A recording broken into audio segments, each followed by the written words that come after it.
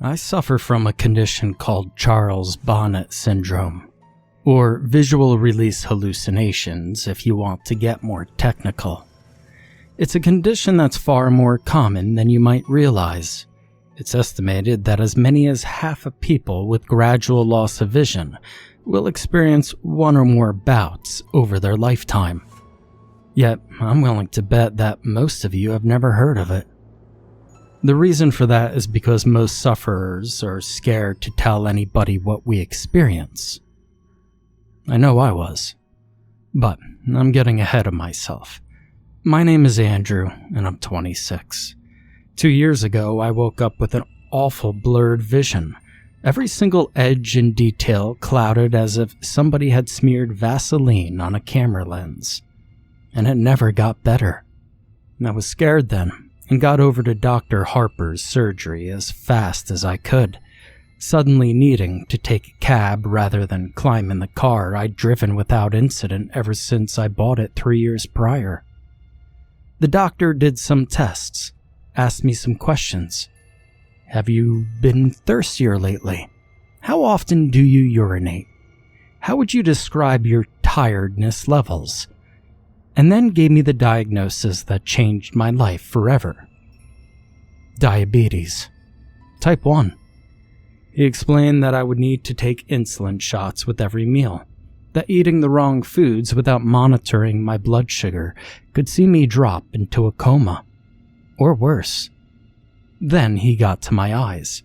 Andrew, your diabetes has resulted in maculopathy. Do you know what that is? I shook my head dumbly, already reeling with the shock of my diagnosis, and Dr. Harper went on. It's when the diabetes affects the blood vessels at the back of your eye, blocking them and causing them to leak into the macula. That's the central part of your retina that helps you perceive color and fine detail. And when these blood vessels leak into that macula, it could cause significant damage. And with a lump in my throat, I asked, "Okay, so how do we make this better?" I couldn't see Harper's face properly when he spoke, but his tone of voice was enough to tell me what I'd been dreading. "Well, I'm sorry, Andrew," he replied gravely. "Perhaps if we caught this a little sooner, we might have had some treatment options available to us. But I'm afraid the damage has been pretty extensive. We could take steps to arrest the development of the condition, but I'm afraid it's irreversible." I felt as if my world had come crashing down around me. I was just 24, still at my physical peak. I was active, playing basketball and cycling a couple of times a week. And now my health, my body, and my sight had been taken from me. The first 6 months were tough. I broke up with my girlfriend, a sweet girl called Holly, who tried to make it work, but couldn't because I was so damn angry all the time. I lost my job because if there's one thing an architect needs, it's his eyes. I even fell out with a lot of friends, making excuses to not meet with them until they stopped asking. In truth, it was jealousy on my part. Envy that they got to keep on living while everything I'd ever hoped for had been snatched away. I became a recluse, never leaving my apartment, barely bothering to wash, shave, or get dressed each day. I was so sure that my life was over, I stopped even trying to live it. I was an asshole. Now, it took me a long time to realize this, but in the end, it was the nurse assigned to visit me at home, a tall, no-nonsense, experienced woman called Lois, who brought this to my attention. "You're an asshole," she said. "What?" I gasped, shocked at her language. "So you've got diabetes. Do you know how many people do?" she asked. Then, before waiting for my answer, she continued, "Do you think they all hide in their apartments, refusing to get on with their lives? Losing your vision is a terrible thing, and you have my sympathy, but Andrew, it's no excuse to give up." "But you don't I argued, trying to defend myself, but she hadn't finished. "Understand?" she growled. "One of the bravest men I know was paralyzed from the neck down when he was just a child. And that man, well, he hasn't given up. You could do so much more with your life, and you have people that want to help you do that.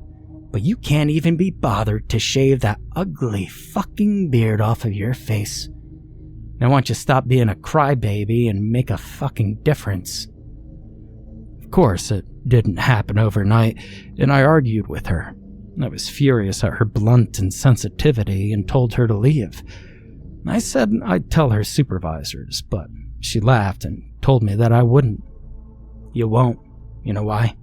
'Cause you're a smart guy and you got too much pride for that," she said. "I'll see you next week." That night, I shaved. I opened my curtains and actually looked around. Things were blurry, but when I really looked, I could see the things scattered around my home, the mess I'd let it become. When Lois came back the following week, the place was tidy. I was clean-shaven, dressed. I'd even attempted to comb my hair. She didn't say anything about it, didn't mention the argument of the week before, but she took me out for coffee down the street. She guided me along the sidewalk to the coffee shop, talking to me, reassuring me. It was daunting, even though it was less than a block away, but I felt so proud when I got there. We talked, Lois and I. I think I even laughed. Afterward, she walked me home, then she helped me back inside. And she said, "Well, it's nice to finally meet you, at last, Andrew." That day was the beginning of my new life. I moved to a new apartment, a ground floor place, and I joined a group of other people with visual impairments. I made friends. I got out every day, even if it was just for a short walk, but I made a point of seeing what I could of the world. I bought what I could, but the Sawyers, the old couple that ran the local store, would bring my groceries by once a week. Clark's a gruff old coot, so he refuses to coddle me, and he's told me that he respects me for being like I am, for maintaining my independence, for not giving up. From a guy like him, that's one of the sweetest things that I've ever heard. Things were going really well. And then, 1 year ago, it started. I walked into my living room, a mug of coffee in my hand, and I saw a Victorian funeral carriage stood right there on my rug, complete with 2 huge, proud horses in full livery, adorned with long black plumes in their bridles. They stood perfectly still, while the driver, a small bearded man in period costume and a top hat, fidgeted with the reins and peered at me expectantly. Bizarrely, they were far clearer than the usual blurry shapes that I could see. And I damn near pissed my pants. I dropped the cup, spilling scalding hot coffee over my bare feet, jumping backwards with a cry of pain and alarm. When I returned my attention to the horses and carriage back in the room, they were gone. At that moment, I wondered if I was going mad. Apparently, most of us do, which is understandable. How would you feel if you'd seen that exact same sight in your home? Unless you're Jack the Ripper, I imagine many of you do not have a coach and horses just laying around. I know I certainly didn't. Eventually, after much quiet swearing to myself and more than a little self-delusion, I managed to convince myself that I had not seen what I thought I had, that it was merely a very vivid daydream. Now, this seemed to work, and I got on with living, even if I entered the same room a little more cautiously in the days that followed. But finally, I forgot about it. 2 weeks later, I saw a giant floating, swirling orange ball in my bathroom, and I damn near pissed myself again. I stood there, staring at it. This bizarre, rotating, levitating globe that was a little larger than a beach ball hanging in mid-air over my tub. open-mouthed for a full 10 seconds before finally screwing my eyelids tightly closed and whispering to myself, "That isn't there. That can't be there." And after 5 seconds, I opened my eyes again. It wasn't there. I mean, have you ever had cause to doubt your own sanity? To wonder whether what you perceive is truly there, or if your mind has betrayed you? Honestly, compared to the loss of my vision, the prospect of losing my wits was so much more terrifying. I'd fought against adversary and took pride in the fact that I'm not just a survivor, but somebody who is living his own life. How could I do that if I were insane? Anyway, I barely slept that night, and I remained jumpy for a few days afterwards. Any sign of movement or an unfamiliar shape would set my pulse racing, would cause me to doubt whether it was truly there. It was the toughest time I'd ever been through, worse even than that time after I was diagnosed with diabetes. At least when Dr. Harper had told me about the diabetes, I had a prognosis. I was given facts by a medical professional. My affliction was physical. It had a name, and most important, it had a treatment plan. But this was something else. My own mind had turned against me. My senses and perception of reality had become twisted and unreliable. It's only when you're in that position that you realize how terrifying it is. Your senses, the way in which your brain interprets them, are your only true defenses against danger. You perceive danger, and you avoid it, preventing your body from becoming harmed. But what happens when you can't trust your perception to alert you to dangers that are truly there? Lois picked up the problem first, noticing my skittish manner. She asked what was wrong, if I needed to talk about anything. But I told her no, that was fine, but I hadn't been sleeping all that well. Now that last part was true. I hadn't been able to sleep a wink. Just the very thought of being institutionalized, spending the rest of my days a sedated blue pajama-clad zombie in a white room with only the echoing of cries of my fellow inmates for company. That terrified me beyond measure. But what was the alternative? Live life as a risk to myself and possibly others? Ultimately, I chose to ignore it. I reasoned if I was able to function around other people without them realizing what was going on, that was good enough. A full month passed before the next incident, and I really did think that maybe I put this whole mess behind me. With every passing day, my confidence had grown, and so, that Wednesday morning, I'd stepped out into the sunny street feeling pretty carefree. Each Wednesday I'd treat myself to a latte down at Joe's, the same coffee shop that I'd visited with Lois. It was a custom that gave me a great deal of pleasure, one that had seen me forge friendships with other regulars as well as the staff, including Joe himself. As I made my way down the street, white stick in hand, I glanced about me, taking in the colors and the shapes of the world around me. I enjoyed the feel of the sun on my face and the sounds of the birds singing. It was a good day. And then I saw them. A party of pilgrims, 6 of them, all dressed in settler-era attire, sitting cross-legged on the asphalt. They didn't look at me.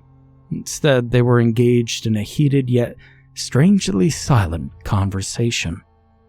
I froze there, staring at them. Still, they argued, gesticulating furiously at one another. However, I couldn't hear their angry voices, despite the fact that, judging by their ill temperament, they must be screaming at one another. Paralyzed by shock, the white stick fell from my numb fingers, clattering onto the sidewalk. I turned to leave, desperate to flee from the haunting sight of the colonists in the road, but I was so panicked, in such a hurry, that I stepped on my cane. It rolled underfoot, and before I knew it, I pitched over, tumbling to the hard ground below. I didn't quite break my fall in time, banging my cheek hard on the ground and skinning my palms. I heard a cry from a passerby, a friendly, concerned woman who rushed to my side. She knelt beside me, helped me up, applying a Kleenex to my throbbing cheek, which she informed me was now bleeding.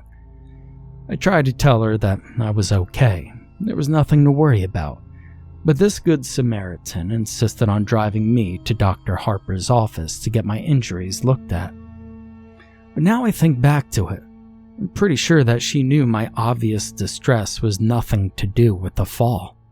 At the time, I was embarrassed and angry, but now I realized I owe her a debt of gratitude. Without her intervention, I don't know how much longer this world would have gone on before I cracked up and ended in an asylum after breaking down through sheer stress. Andrew, why don't you tell me what exactly happened? Dr. Harper asked, gently dabbing at my cheek with disinfectant. I explained that I just lost my balance and that no harm was done, but I think he saw through my feeble protestations to my underlying agitation. He didn't press or force the matter. He simply asked what might have caused my clumsiness. Then he asked how I'd been as of late. When I'd finished mumbling my way through the most non-committal answer I could muster, he placed a gentle, reassuring hand on my shoulder. Andrew, he repeated gently, why don't you just tell me what had happened? And I burst into tears. I told him how scared I was, how I fought so hard for my independence, and now I knew it would be taken from me. He listened patiently, and then asked me to tell him why I ever thought that. I paused then. I took a deep breath, and I thought about it. This was the point of no return. But I mean, really, what other option did I have? And so, with tears running down my cheeks, I told Dr. Harper everything. I told him about the horse and the carriage, the orange globe and the pilgrims. I told him how I'd been living each day in fear, how I was terrified that I was losing my mind. Dr. Harper thought for a while, and then he said, Andrew, I don't think you're losing your mind. The sense of relief at that moment was so powerful it overwhelmed me, rendering me speechless. You say that even though you've seen these things, you never heard any noise from them. Have you detected any odors or experienced any other physical sensations, such as, touching them? I shook my head no, and he patted my shoulder once again. Andrew, have you ever heard of Charles Bonnet syndrome? He asked. Charles Bonnet? Who? I asked, confused by his sudden, unexpected turn of conversation. All right, just let me explain, Dr. Harper said kindly. Charles Bonnet was a Swiss naturalist who was born in the 1700s. He discovered a curious condition in his elderly grandfather, who was nearly completely blind due to cataracts. Anyway, the old man regularly experienced visual hallucinations, including random patterns and even people and places. Does this sound familiar to you? Yes, I replied, still confused. Am I suffering from dementia? No, Andrew, not at all, Dr. Harper reassured me. Do you know how perception works? Anyway, in layman's terms, your eyes take in light via the iris and pupil, which is then processed through the retina and translated into electrical signals which are decoded by the brain, which simply organizes these symbols into a recognizable image. You with me so far? I nodded, finally starting to understand. And so, when the retina becomes damaged, such as those that have undergone macular degeneration, those signals become warped and jumbled. Dr. Harper went on. The brain still receives them, so it does its job, translating these distorted signals into an image. You see, it kind of fills in the gaps for you, and sometimes it fills these gaps with colors or patterns, creatures, and places that aren't present. and this is called Charles Bonnet syndrome. I nearly wept with relief. So I'm not mad, I cried. No, not at all, the doctor replied. This is an entirely physical condition. Your mind is still in full working order. If you were suffering any form of mental illness, your delusions wouldn't be limited to just one sense. You'd hear these interlopers, you'd smell them, and you'd even feel them. This is a condition solely related to your eyes, not your brain. As I left Dr. Harper's office, I felt as if a weight had been lifted from my shoulders. I mean, sure, my vision was still an issue, but now I knew it was only a problem with my eyes, not my mind. I knew I could handle the situation, and I was ready to face the world again.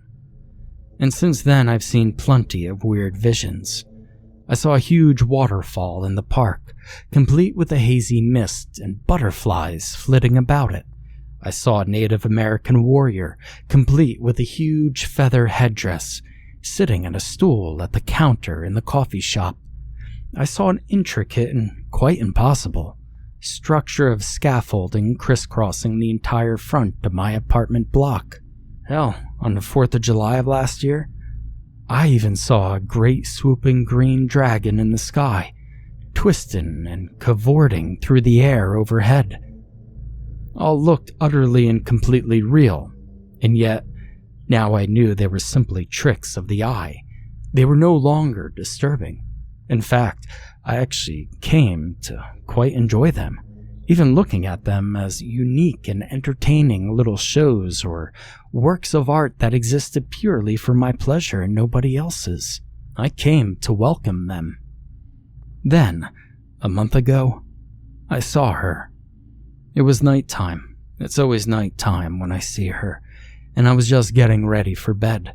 I walked into the kitchen to get myself a glass of water and actually cried out in alarm when I spotted the figure in the corner. She was tall, by far the tallest woman I'd ever seen, and even though she stood hunched, she still had at least 6 inches on me. I was used to seeing characters in dated and bizarre dress, but this was different somehow. It didn't seem like an outfit from any time. Instead, a bizarre mishmash of items. She wore a tuxedo jacket, figure-hugging in black, tailored to the female body shape, over a dirty old ruffled dress shirt. To complete the ensemble, she wore a bright red bow tie. On her hands, which she held out to either side as if shrugging or maybe feeling for rain, she wore dirty white gloves.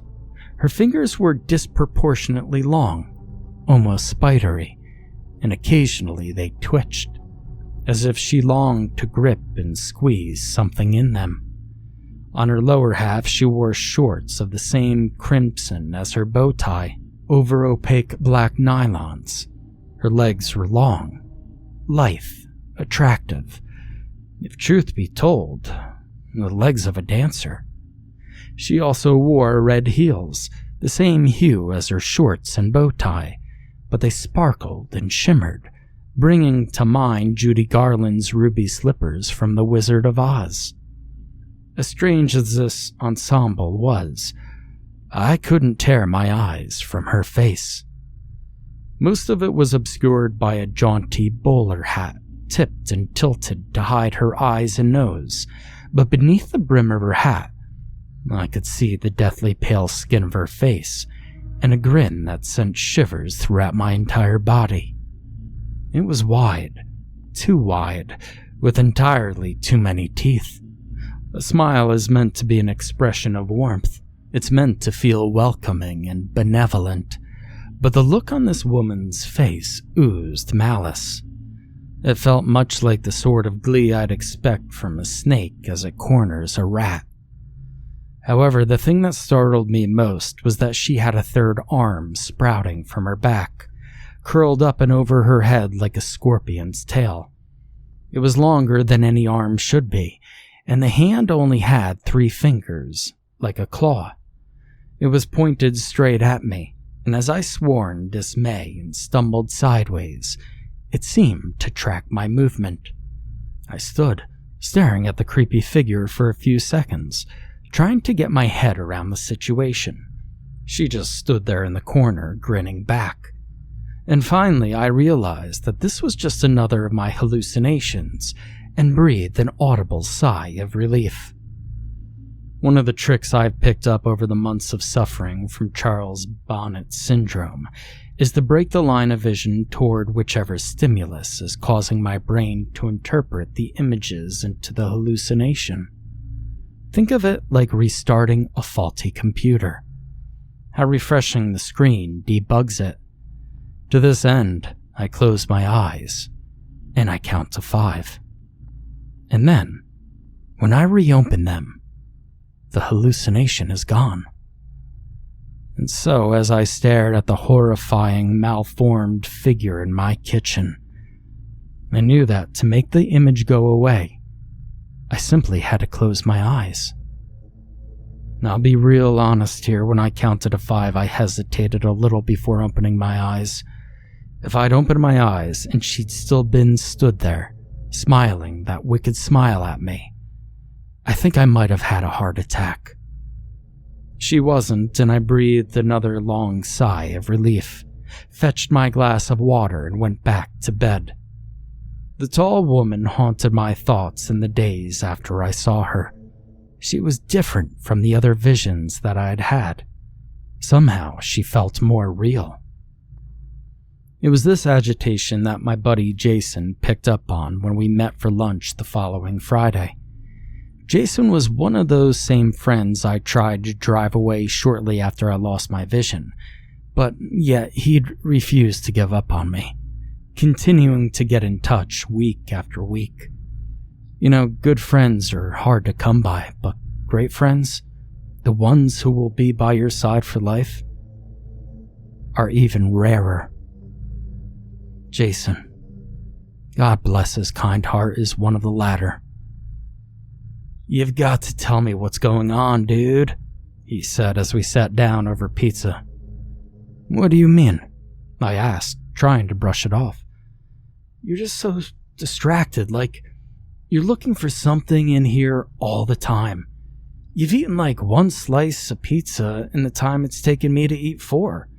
And so, I repeat, you've got to tell me what's going on," Jason said, waving a slice of pizza around for emphasis. It's nothing," I replied, feeling a little stupid. I just had a hallucination a couple of nights ago that just, I don't know, really got to me.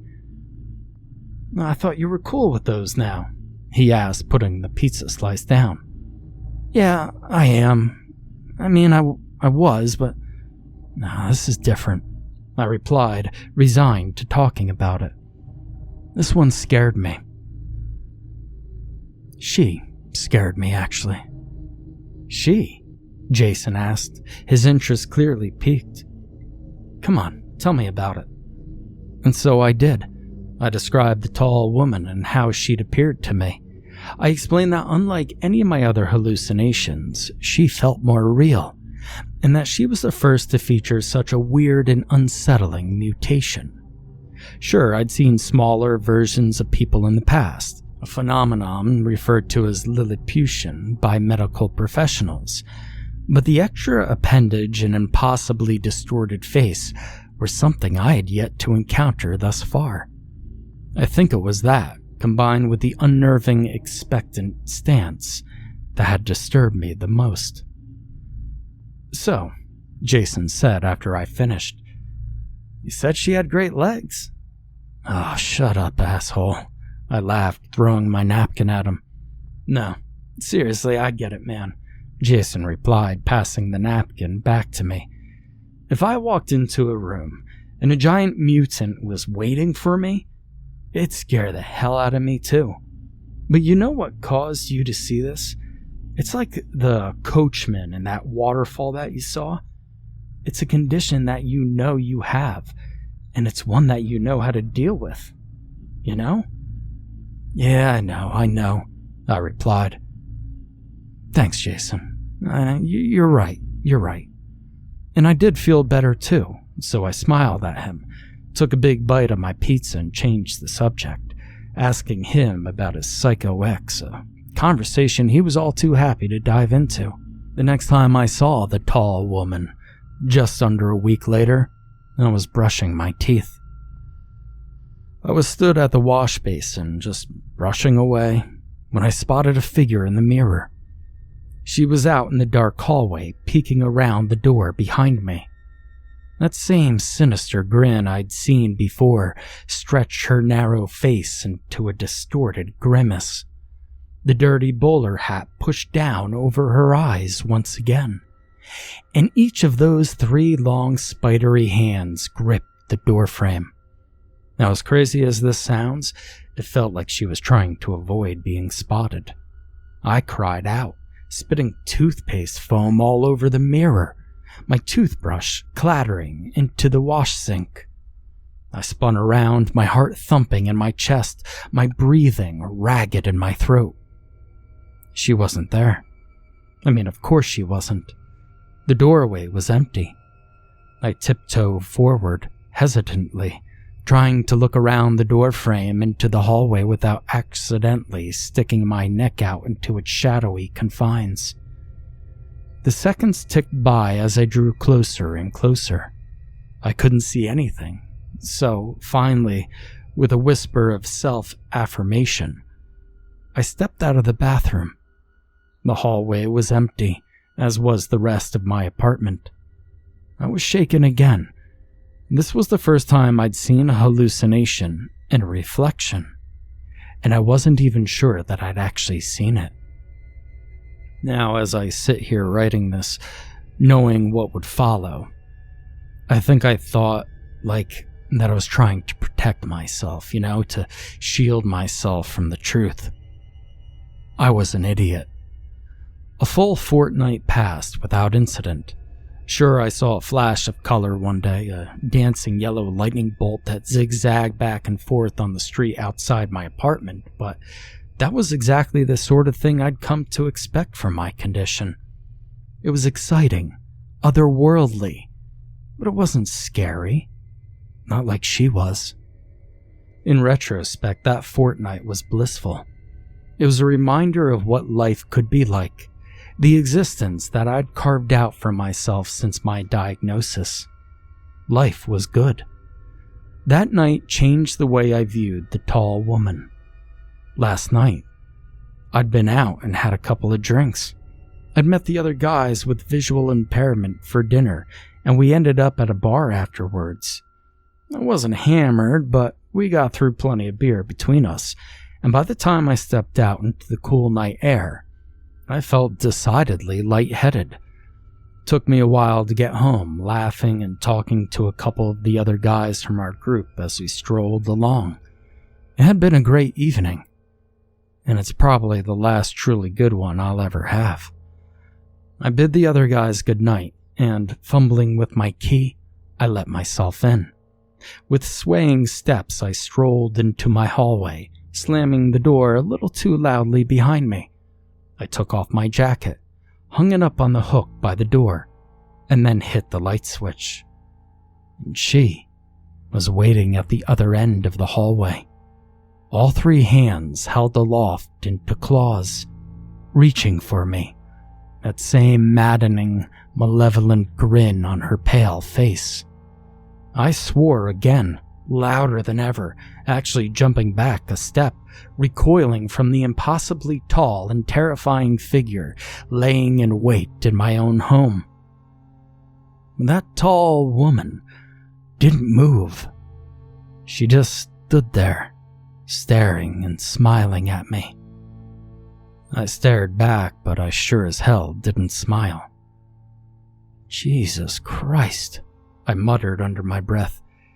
You know how you could feel a little paranoid after a few beers? That feeling of non-specific post-alcohol dread? Now imagine that, combined with a giant grinning mutant woman suddenly appearing in your home.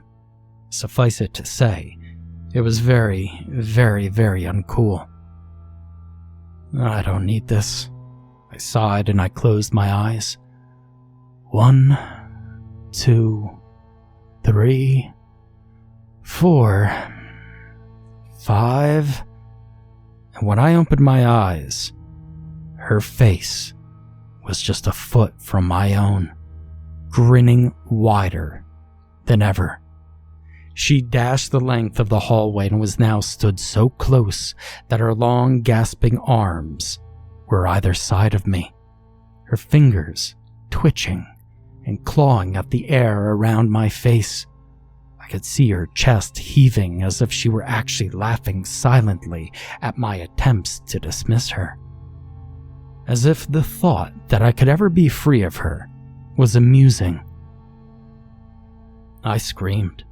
It was a full-bodied shriek of terror and actually dropped to my knees, covering my head as if to fend off an expected blow. It never came, and finally I lowered my hands, gasping for breath, shaking. The hallway was empty. The tall woman was nowhere to be seen. I stayed there on my knees for a moment, gasping for breath.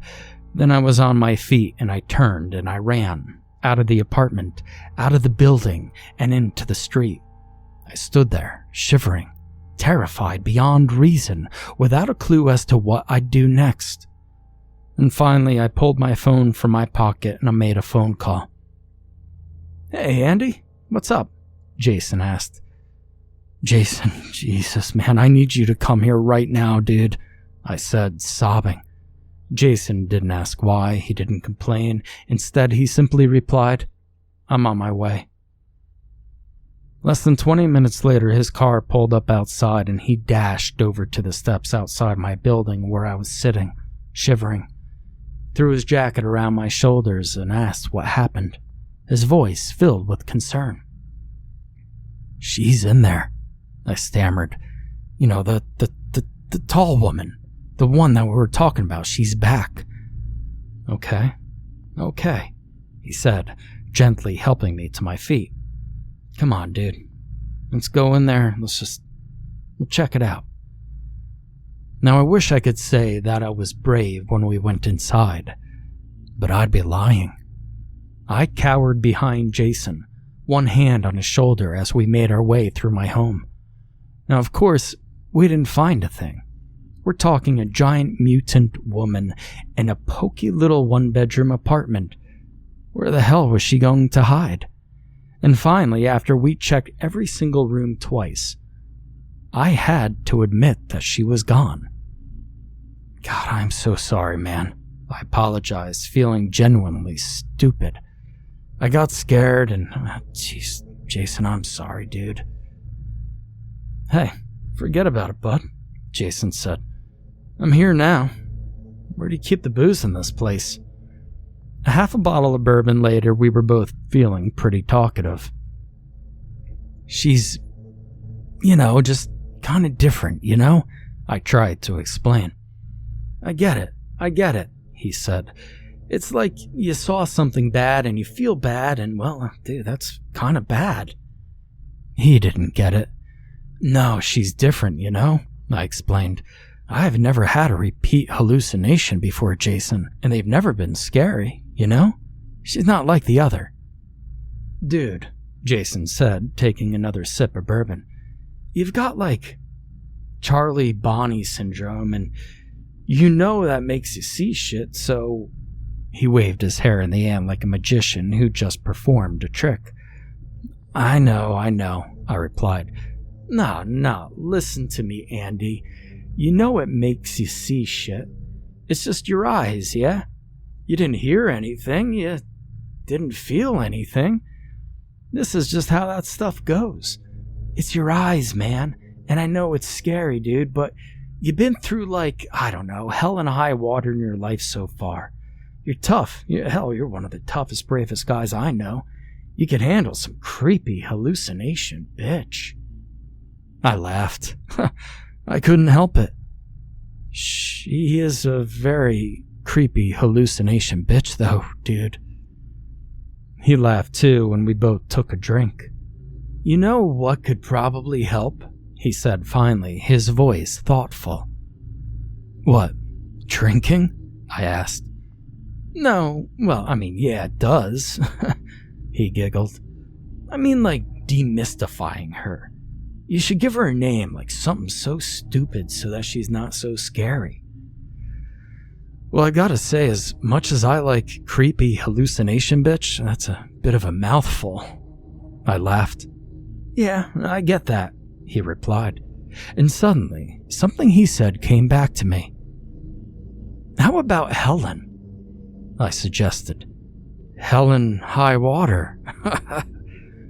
Awesome, he said, then raised his glass. Well, here's to Helen, buddy. To Helen. I smiled and drained my glass. Jason spent the night on the sofa, mainly because he had had too much to drink to even think about getting behind the wheel of a vehicle. But honestly, I think the reason he drank so much was so that he'd have an excuse to stay and keep an eye out on me. I'm glad he did, though. Knowing that he was there made me feel safer and I was able to get some sleep. It gave me a sense of security to know that if a strange vision I'd just christened Helen was to reappear again, I'd be able to call on him for support. But this morning, we both needed support. Oh, feels like a mule just absolutely smacked me in the head, he groaned when I made my way into the living room. Yeah, I replied, my own head thumping. Joe's? Joe's, he replied firmly and staggered to his feet. As we drank strong black coffee and ate muffins, we didn't talk very much. Finally, Jason broke the silence. So, what do you think, dude? You feel cool now? He asked, his mouth still full of blueberry muffin. I nodded. Yeah, I think so. You're not still freaked out about you-know-who? He asked. Helen? I replied with a smile. No, I really don't think I am. I reckon I could handle some creepy hallucination bitch. Good, he laughed, giving me a hearty pat on the back. That's cool, man. I bet you can. Now, as I sit here cowering in my bathroom, too scared to go out into my apartment, I know we were both wrong. We're both wrong about everything. You see, remember how earlier I told all of you that the thought of being institutionalized, that very idea of losing my grasp on reality, was the most terrifying thing I could imagine? Now, I'd welcome that. Because the alternative is far, far worse. After breakfast, I said goodbye to Jason and he climbed into his car and he drove away. The day passed without incident. And when Lois stopped by this afternoon, she even commented on how upbeat I seemed. You got a lady in your life? She asked, casually. I laughed at that, wondered what she'd think if she knew the truth. Yeah, I chuckled. It's something like that. Well, good for you, she sniffed. You make sure you treat her right. That tickled me even more and I had to bite my lip. Sure, I replied. I'll do my best. Tonight, still a little wiped from the exertions of the previous evening, I decided to turn in early. I brushed my teeth, I washed my hands and face and got changed. Finally, I fetched a glass of water and walked into my bedroom. I climbed into bed and instantly felt so relaxed. Within mere seconds, I was ready for sleep. That sudden overwhelming drowsiness that comes when you spent a whole day keeping sleep at bay. I decided that resistance was futile, and I sat up to switch off the light. I nearly didn't see her, but as I reached for the switch, I caught a glimpse of something out of the corner of my eye. My heart leapt into my throat as I turned to the foot of my bed. The tall woman was crouching there, her grinning face staring at me from just beyond my feet. So many teeth. Her long, slender fingers spread out over my blankets, twitching slightly as she gripped the end of the bed. Slowly, excruciatingly so. Her third misshapen arm came into view over her shoulder, joining her other hands on my bedding. I froze, utterly petrified. I was at a crossroads here, arriving at a pivotal moment that had been coming for some time. But this time, I'd had enough. You don't scare me anymore, I said, my voice filled with defiance and anger. I'm not letting you do this to me. I reached across to the light switch. Good night, Helen, I said triumphantly, then flicked it, plunging the room into darkness. And I lay there, a sense of tremendous pride surging throughout me, and I grinned to myself in my warm, comfortable bed, overjoyed at the emotional victory of overcoming my own fear. And then it happened. The thing that led me here. Something that turned my blood to ice water and my bowels to jelly. Good night, Andrew. Her rasping voice hissed from the darkness.